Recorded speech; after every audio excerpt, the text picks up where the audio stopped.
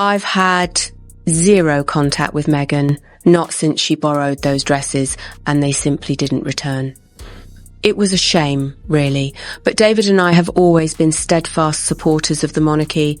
The fashion world is still reeling tonight from This wasn't just a fashion fallout, this was a social execution in couture, and it started with one dress that never came back. The fashion world didn't just gasp, it froze, because when Victoria Beckham finally spoke, she didn't hedge, she didn't soften, and she didn't whisper. She cut clean through years of rumors with a single devastating admission. No contact whatsoever, not since the dress incident. And just like that, a story long dismissed as gossip detonated into something far uglier, far louder, and far more humiliating for Meghan Markle. Because this wasn't about a misunderstanding. This was about borrowed luxury that never came home. Behind closed doors, insiders said this confession has been simmering for years, restrained only by professionalism, loyalty, and a refusal to get dragged into tabloid mud. But now, the gloves are off. According to sources close to Victoria, the breaking point wasn't gossip columns or leaked whispers. It was the realization that pieces lent in good faith were treated like personal property, not borrowed, not logged, not returned. And when those missing garments began to add up, coats, dresses, boots, handbags, the total wasn't symbolic. It was thousands upon thousands in designer value, lent for royal appearances, Christmas at Sandringham, public events meant to showcase elegance and alliance. What Victoria believed was a mutual bond, sources now say she discovered it was one-sided convenience. Fashion insiders are blunt. Samples aren't freebies. They're cataloged, tracked, insured. Every missing item puts assistants, stylists, and junior staff at risk. Lose one piece and someone else pays the price. But insiders claim Meghan operated by Hollywood logic, not British protocol. In Los Angeles culture, borrowed sometimes quietly becomes kept. Exposure becomes currency. Fame becomes justification.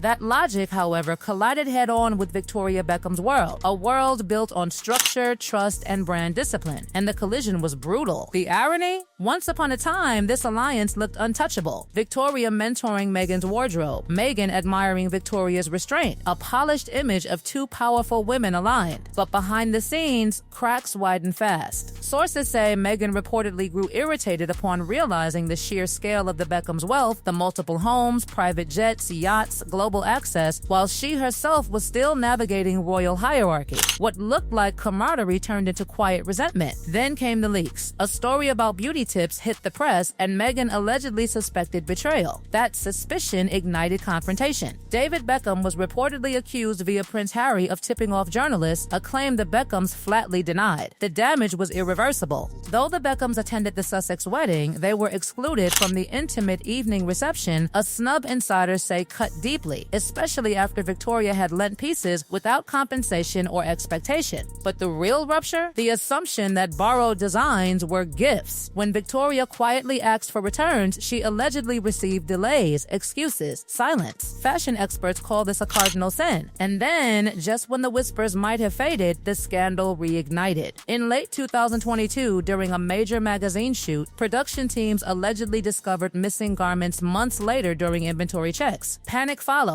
Questions were asked. Meghan's camp reportedly claimed the items were kept to prevent resale by opportunistic crew members, an explanation that sent industry veterans into open disbelief. Because that excuse doesn't protect staff. It throws them under the bus. Stylists were stunned. Editors were furious. Quiet warnings circulated. And then came the image that changed everything. Years later, Meghan reappeared wearing the exact same emerald green galvan gown, the one tied to the missing items controversy, now used again in promotional imagery. To critics, this wasn't coincidence. It was confirmation. Her spokesperson pushed back hard, calling the accusations defamatory and insisting all retained items were contractually approved. But in fashion, perception is reality, and the perception was lethal. At the Beckham household, insiders describe unity and fury. David, typically diplomatic, reportedly saw the situation as entitlement dressed up as innocence. Victoria, patient to a fault, finally reached her limit. Her words weren't emotional. They were surgical. And then came the line that sealed allegiances forever: "My husband and I are always on the side of the British royal family." That wasn't just a statement. That was a public choosing of sides.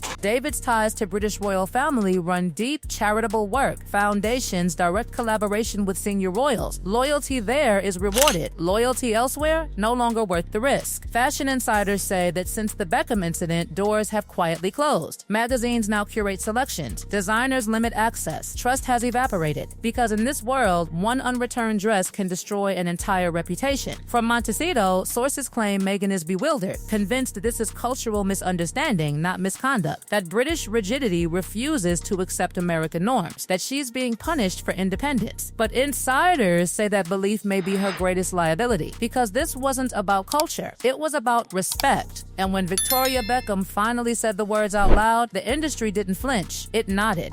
By the time Victoria Beckham's words finished echoing through fashion corridors, the damage was already irreversible. Not because of what she said, but because of what everyone suddenly felt free to admit. This was never a single incident. It was a pattern. Inside glossy magazine offices and hushed PR war rooms, insiders say the same warning began circulating quietly, almost politely at first. Be cautious. Limit pulls. Curate selections. Don't give full access. Because once trust cracks in fashion, it doesn't shatter loudly, it withdraws silently. Stylists began tightening controls. Editors allegedly stopped offering free rein. Instead of entire racks, Meghan was shown carefully chosen pieces, the kind you give when you're watching your inventory like a hawk. Not because of malice, but because no one wanted to be the next designer whispering about missing items. That's how exile happens in elite circles. No press release, no confrontation, just fewer doors opening. Insiders say publications like Harper's Bazaar quietly shifted strategy. Designers stopped sending rare samples. Jewelry houses became hesitant. The logic was brutal but practical. Exposure no longer outweighed risk, and once that calculation flips, reputation collapses fast. From Montecito, sources paint a very different picture. Meghan, they claim, views the entire saga as a cultural ambush. In Hollywood, borrowing is fluid. Samples circulate. Gifts blur into loans. Exposure is currency, and celebrities often keep pieces after shoots, especially when custom fitted. From her perspective, she wasn't crossing lines. She was playing the game she'd always known. But that worldview, insiders say, became dangerously rigid after royal life. Fame, service, visibility, all fused into a belief that access equaled entitlement. If she elevated brands by wearing them, why shouldn't she retain them? Why shouldn't the rules bend? That mindset is exactly what terrified fashion veterans. Because their system doesn't bend. It accounts, it logs, it protects the invisible workers, the assistants, interns, stylists whose livelihoods hinge on return garments. When something vanishes, it's not a celebrity who answers first, it's staff. That's why Meghan's alleged justification, keeping items to prevent resale, landed so badly. It didn't shield anyone, it shifted blame downward. Industry insiders say this explanation alone did more harm than any missing dress. And then came the optics. Rewearing old pieces, recycling gowns from controversial shoots, promotional images that felt like quiet defiance rather than innocence. To critics, it read as tone-deaf. To supporters, misunderstood. But to fashion houses, it screamed limited access. What once signaled sustainability now whispered scarcity. Behind the scenes, advisors allegedly urged Meghan to pivot, buy pieces outright, commission custom looks, avoid loans entirely. Some say she resisted, convinced the backlash was exaggerated, fueled by British resentment and royal bias. That resistance may have cost her more than she realizes, because the fashion world doesn't argue, it moves on, and it moved on fast. Meanwhile, public reaction turned feral. Social media erupted, not just with criticism, but with exhaustion. For years, controversies blurred together, interviews, exits, lawsuits, media battles, but this